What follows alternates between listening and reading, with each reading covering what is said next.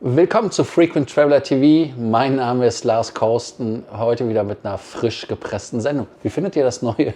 Vielleicht sollte ich meinen Namen immer nennen, weil irgendwie hat jemand gesagt, man weiß ja gar nicht, wie ich heiße. Also insofern jetzt, vielleicht ab sofort mit Namen. Ich muss mal gucken, dass ich immer dran denke. Themen, die immer dran denke, so richtig.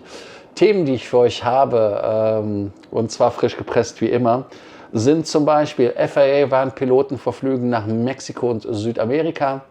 Wir haben eine neue Aktion für Hyatt-Kreditkarten in den USA, wo ein Hyatt-Aficionado jetzt zuschlagen sollte. Welcome Back Bonus 2026 bei IHG. Und dann haben wir zwei Fragen. Also eine Frage habe ich gelesen jetzt irgendwo im Internet bei Aeronews, glaube ich, war es, ein Kommentar. Wer bezahlt eigentlich, wenn die Batterie anfängt zu brennen? Und das andere Thema, was auch interessant ist, ist, warum fliegt Austrian Airlines früher nach Teheran, also nicht zeitlich früher, sondern auch, also doch schon zeitlich, aber nicht von der Uhrzeit am Tag, sondern warum fliegt Austrian Airlines, aber die Hansens nicht? So. Ihr denkt dran, wie immer, den Kanal zu abonnieren, die Glocke anzumachen, einen Like dazulassen und dann besprechen wir das Ganze nochmal auf School. Das erste Thema, was wir haben, ist das Thema Militäraktivitäten, FAA-Warnung, aber auch Navigationsstörungen. Die FAA warnt Piloten vor erhöhter Gefahr bei Überflügen der Pazifikregion, Golf von Kalifornien, Gewässer von Mexiko, Kolumbien, Panama und Ecuador. Grund militärische Aktivitäten und mögliche Störungen von Navigationssystemen. Und diese gilt jetzt pauschal für 2 Monate. Hintergrund ist ja der Militäreinsatz in Venezuela Anfang Januar. Konkrete Details wird natürlich nicht veröffentlicht. Man wird natürlich vom Militär aus nicht sagen, heute machen wir dies, morgen machen wir das. Bei Übungen ist es üblich, aber so eher nicht. Lufthansa umfliegt Venezuela mittlerweile weiträumig.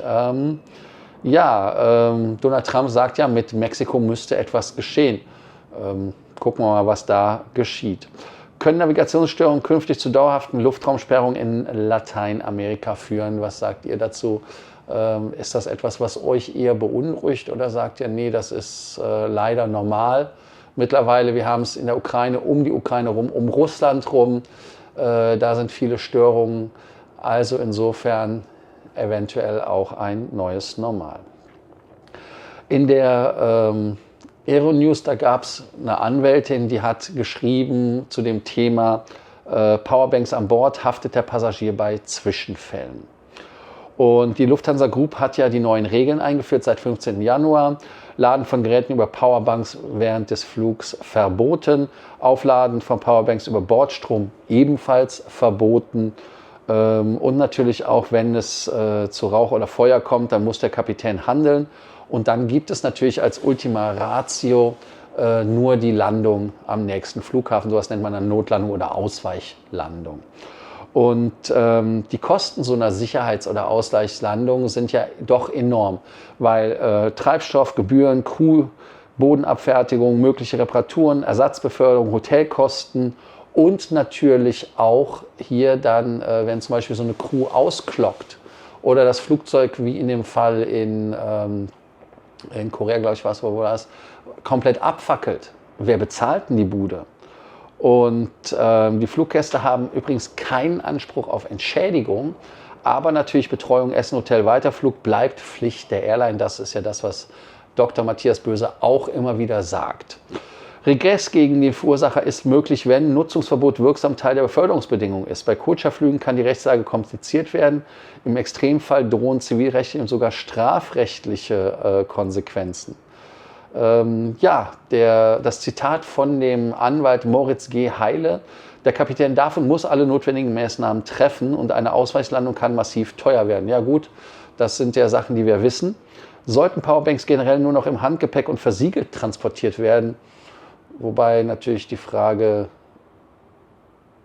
doch ernst gemeint ist, aber irgendwie auch nicht, weil Powerbanks gehören ja zu unserem Leben. Also insofern finde ich das mal spannend, was so passiert, wenn so eine Powerbank anfängt abzufackeln. Mir ist das Gott sei Dank noch nie passiert. Auch nicht bei einem iPhone oder sonst was, das angefangen hat zu fackeln. Ich habe Bilder gesehen im Internet, wo man solche Sachen zum Brennen gebracht hat. Das war natürlich eher im Bereich unschön. Ja, ihr könnt ja dazu antworten und vor allem ist das allgemeines Lebensrisiko der Airline, dass so etwas passiert?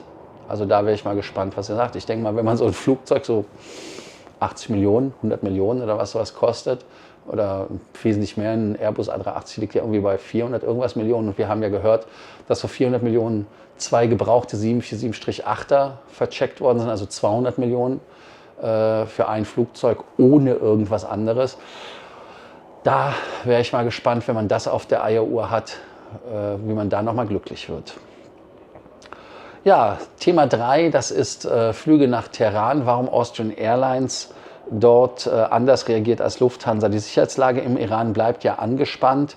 Die Gewalt gegen Demonstrationen, Internet- und Telefonabschaltungen sind immer noch Alltag anscheinend. Und Austrian hat nur einen Flugstopp bis zum 21. Januar und Lufthansa Rückkehr vom 16. auf den 28. Januar verschoben.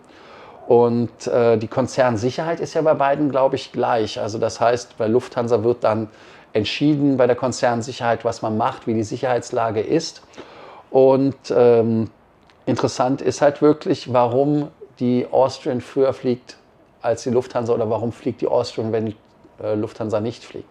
Der Grund ist relativ simpel, auch hier wieder eine einfache Antwort. Der Austrian Airlines Umlauf ist ein Abholerflug. Das heißt also im Prinzip, man fliegt hin, man fliegt zurück, dieselbe Crew, keiner bleibt vor Ort. Bei der Lufthansa ist das anders, denn man benötigt dort eine Crewübernachtung in Teheran. Und eine Übernachtung ist natürlich ein Riesensicherheitsrisiko. Bei Emirates war es mal so, dass ein Flieger, ich weiß gar nicht, war das auch Teheran oder irgendwo? Also auf jeden Fall war auch Unruhen am Flughafen. Und war das? Ich weiß leider nicht mehr, wo es war. Und die Crew ist dann einfach gestartet. Also das heißt, man ist dann auch einfach weggeflogen, hat das Flugzeug mitgenommen. Und das ist der einfache Grund. Und damit ist halt die Flugzeit oder beziehungsweise die Zeit von der Dauer her der entscheidende Faktor. Von Wien ist es halt ein bisschen kürzer und in Wien kann man das halt mit einer Crew Hin- und Rückflug erledigen und muss dann nicht Leute vor Ort zurücklassen, was natürlich auch ein Riesenthema immer ist. Und ja, sollte man in Krisenregionen nur noch Umläufe ohne Crew overnight durchführen dürfen. Man könnte natürlich auch rein theoretisch solche Sachen machen, wie man mit Israel gemacht hat, wo man nach Tel Aviv, glaube ich, von Zypern ausgeflogen ist und da dann die Leute rausgeholt hat. Aber das sollte ja kein New Normal werden. Also das hier nur als Antwort für euch.